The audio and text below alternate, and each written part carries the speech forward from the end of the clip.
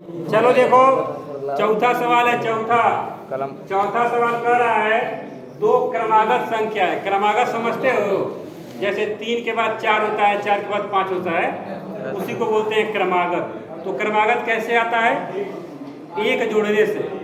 जैसे x का क्रमागत क्या होगा? x + 1।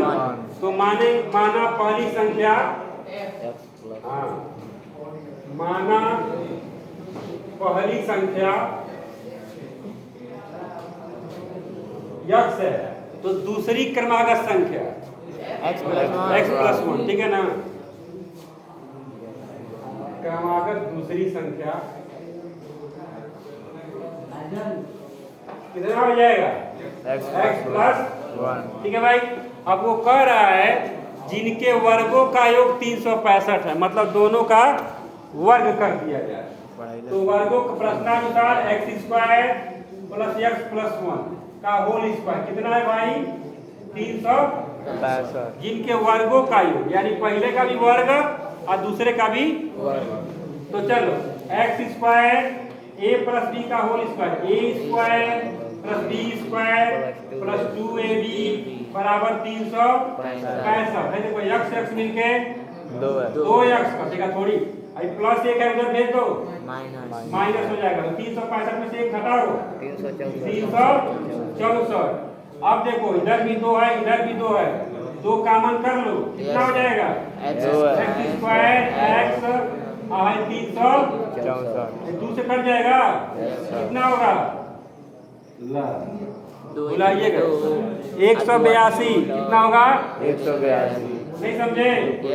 182 प्लस इधर आएगा तो प्लस x - 100 = अभी लगाए थे ना हम लोग। गुणा करने पर कितना? 182, घटाने पर तो क्या होगा? 13 और 14। गुणा करने पर 182 और 14 में से 13 गया, आगे समझ में? यही लिख देते हैं। देखो x² + x और -100 बराबर लिखेंगे x² + 13x + 14x - 13x और -100 बराबर क्या कॉमन निकलेगा? x + 14 और -13, क्या बचेगा? x + 14 बराबर एक कोष्टक में x + 14 और दूसरे कोष्टक में x बराबर। तो अगर पहली संख्या -14 हो जाएगी और दूसरी संख्या 13 हो जाएगी। समझ में आ गया?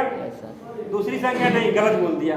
अगर एक संख्या -14 है तो दूसरी संख्या क्या होगी? -13।